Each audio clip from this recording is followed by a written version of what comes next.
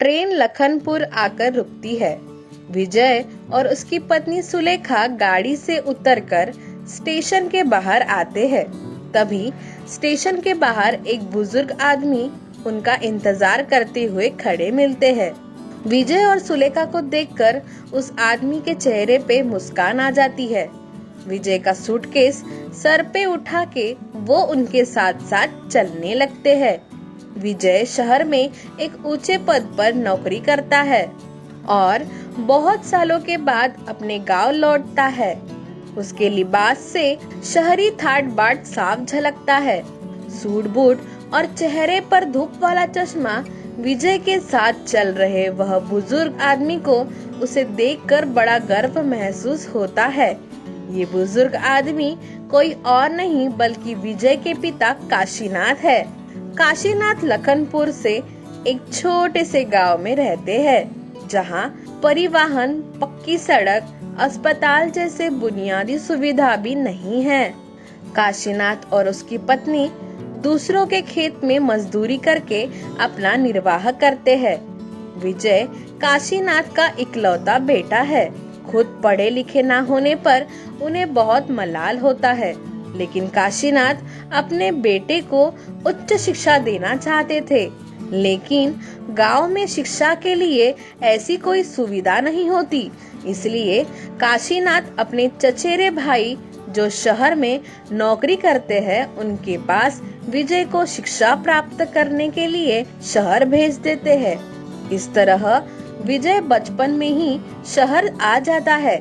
विजय को पढ़ने के लिए काशीनाथ और उसकी पत्नी बहुत कष्ट उठाते हैं। विजय की पढ़ाई लिखाई अच्छे से होती है।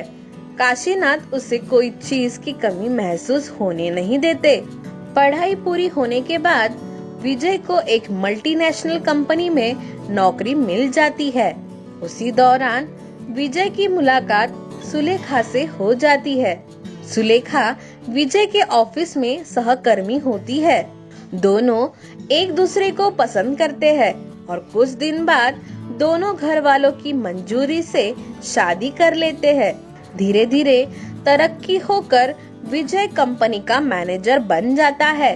अब इस दौरान विजय का उठना बैठना उच्च वर्गों के लोगों के साथ होता है, पर विजय अपनी निजी जिंदगी और अपने परिवार के बारे में बताने से हमेशा कतराता है। वो अपने अशिक्षित माँ बाप को लोगों के सामने जाहिर नहीं होने देना चाहता और ना ही अपने माँ बाप को शहर ले जाने की बात करता है। इसके विपरीत सुलेखा बहुत सरल स्वभाव की होती है। वह अपने माँ बाप को बचपन में ही खो देती है। उसे माँ बाप की कमी हमेशा महसूस होती है। अपने सास ससुर से सुलेखा को बहुत अपनापन मिलता है, इसलिए वो उन्हें अपने साथ शहर ले जाना चाहती है। लेकिन विजय सुलेखा की इस बात को हमेशा टाल देता है। विजय के माँ बाप बेटे को अपनी जिंदगी में खुश देखकर कभी कोई शिकायत नहीं करते और जब कभी बेटा और बहू गांव मिलने आते उनकी खूब खातिरदारी करते। चलते चलते रास्ता कब कट गया पता ही नहीं चलता। माँ दरवाजे पे इंतजार करते मिलती है।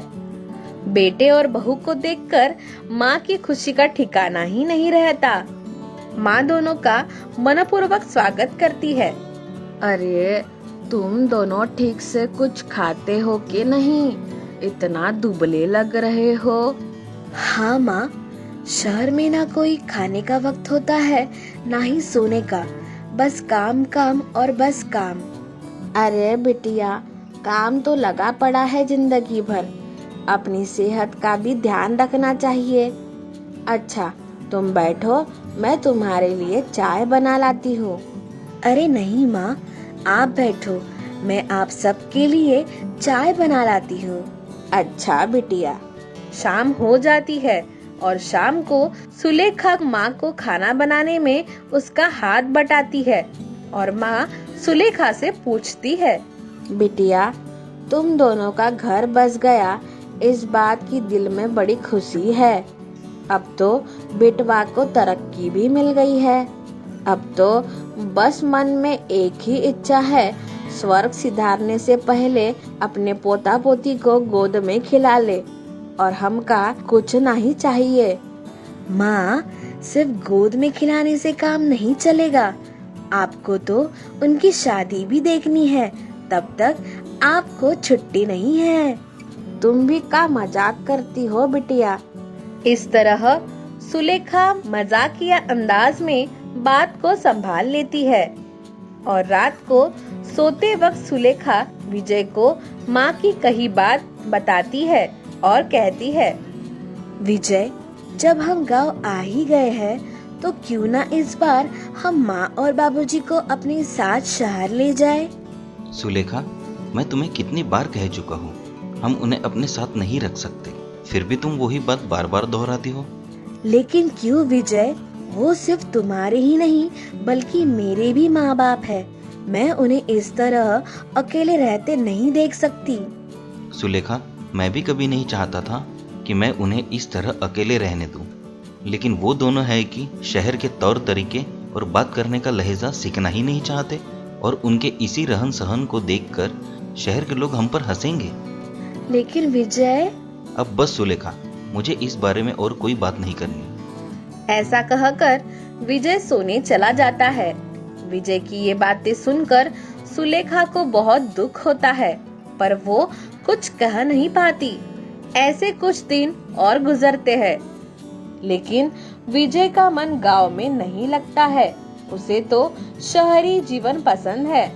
वो सुलेखा को 2 दिन बाद शहर वापस चलने के लिए बोलता है, लेकिन सुलेखा को और 2-4 दिन रुकने का मन होता है, पर विजय इस बात से इनकार कर देता है। सुलेखा का मन उदास हो जाता है, लेकिन अगले ही दिन सुबह से गांव में भारी बारिश शुरू हो जाती है और लगातार 2 दिन तक जारी रहती है। और इसी दौरान विजय की तबीयत खराब हो जाती है। उसे तेज बुखार आ जाता है। इस तरह बहुत दुविधा आन पड़ती है।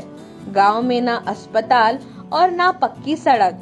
बारिश की वजह से हालात और भी खराब हो जाते हैं। सुलेखा को बड़ी चिंता होने लगती है, लेकिन माँ उसे हौसला रखने के लिए कहती है। विजय के पिता को जड़ी बूटियों की बड़ी अच्छे से जानकारी होती है और वो तय करते हैं कि विजय का इलाज घर पर ही किया जाएगा, और वो उसका इलाज शुरू कर देते हैं। माँ और सुलेखा मिलके विजय का बहुत ध्यान रखते हैं। लगातार 2 दिनों तक विजय का इलाज किया जाता है।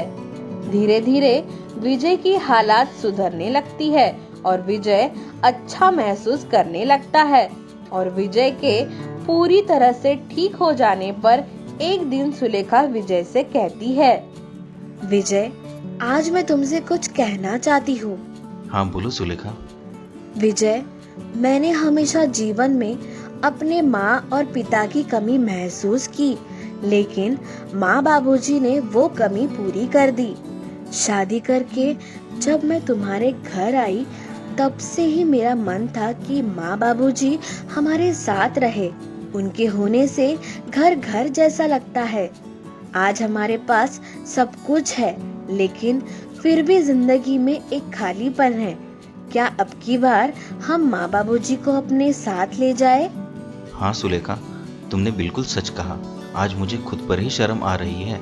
मेरा झूठा अहंकार टूट गया है।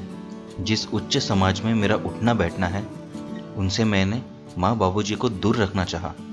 पढ़े लिखे ना होने के बावजूद उन्होंने अपने अनुभव से मेरा इलाज किया और मैं ठीक भी हो गया। मैं इतना खुदगर्ज हो गया था कि उन्हें समझ ही नहीं पाया। सुलेखा, तुमने मेरी आंखें खोल दी। सही मायनों में आज तुमने मेरे माता पिता से परिचय करा दिया। तुम्हारा ये एहसान मैं जिंदगी भर नहीं भूल सकता।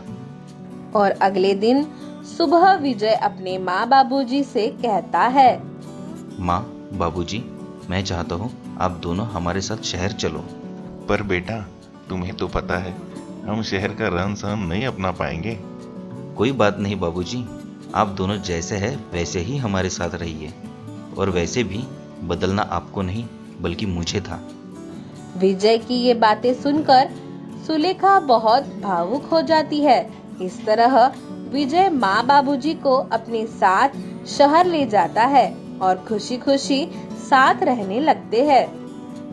दोस्तों, दुनिया में एक कहावत बहुत मशहूर है कि बाजार में बड़ी आसानी से मिल जाता है सब कुछ, लेकिन ना तो माँ जैसी जन्नत मिलती है और ना बाप जैसा साया। तो दोस्तों, आपको इस कहानी से क्या सीख मिली, ये हमें कमेंट बॉक्स में कमेंट करके जरूर बताएं। और हाँ, हमारे चैनल को लाइक, शेयर और सब्सक्राइब करना ना भूलें। तो चलिए दोस्तों, अगली बार फिर मिलते हैं एक नई कहानी के साथ। तब तक के लिए गुड बाय।